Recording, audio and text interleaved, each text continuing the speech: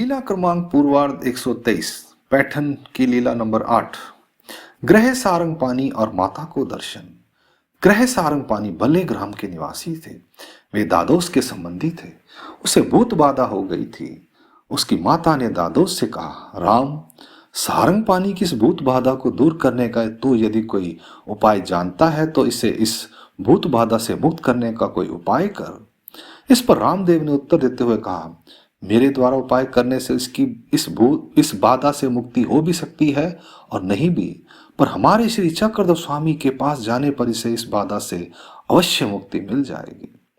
उसकी माता ने पूछा कि वे भगवान इस समय किस स्थान पर निवास कर रहे हैं। रामदेव ने उत्तर में कहा, इस समय वे पैठन के भोग नारायण मंदिर में हैं।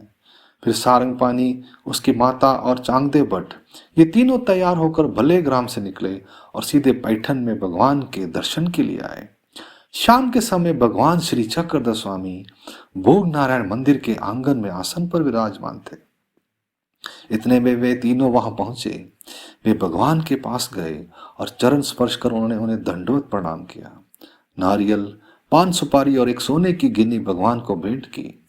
थोड़ी देर तक भगवान के दर्शन करने के बाद माता ने भगवान से विनम्र होकर कहा, भगवान, रामदेव हमारा संबंधी है। उसने हमें आपके पास भेजा है। यह सारंग पानी मेरा बेटा है। इसे भूत बाधा हो गई है। आप अपनी कृपा दृष्टि से इसकी भूत बाधा को दूर करें जी। इसे ग्रह से मुक्त करें जी। दयालु भगवान ने माता की प्रार्थना को स्वीकार कर बाईसा से कहा, माता, यदि तुम्हारे पास पानी पात है तो उसके 3 मोटे गोले बनाकर ले आओ और उन्हें इसके सिर पर वार कर उन्हें दूर फेंक दो। इस पर बाईसा ने आश्चर्य प्रकट करते हुए कहा कि यह तो स्वस्थ दिखाई दे रहा है। इसे भूत बाधा कैसे हो सकती है। इस पर भगवान ने स्पष्ट करते हुए कहा, माता, इसे एक साथ 3 भूतों ने जकड़ा हुआ है।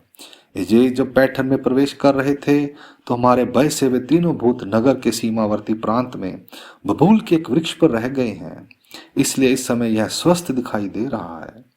भगवान की इस बात को सुनकर बाईसा ने चावल पानी के 3 गोले बनाए और उन्हें सारंग पानी के ऊपर वार कर दूर फेंक दिया। फिर उसकी माता ने भगवान के लिए भोजन तैयार किया। भगवान को स्नान करवाया और उनकी पूजा अर्चना की। उसके बाद बड़े श्रद्धा भाव से भगवान को भोजन खिलाया। फिर सभी ने भोजन किया।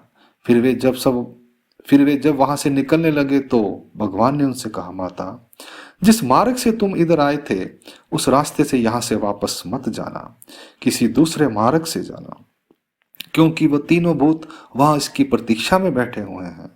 हमारी दया दृष्टि के कारण वे इसका कुछ बिगाड़ नहीं सकते, पर प्रत्यक्ष वैर विरोध से बचना चाहिए। इसलिए उस रास्ते से जाना ठीक नहीं है, दूसरे मार्ग से जाना। भगवान की आज्ञा का पालन करते हुए वे लोग दूसरे रास्ते से वापस चले गए। भविष्य में वे भगवान के दर्शनार्थ अनेक बार वहां आते जाते रहे। लीला का हेतु, ग्रह दशा को प्राप्त 3 भूत शक्तियों ने सारंग पानी को अपने वश में किया हुआ था। सारंग पानी की माता उसे भगवान के पास ले आई।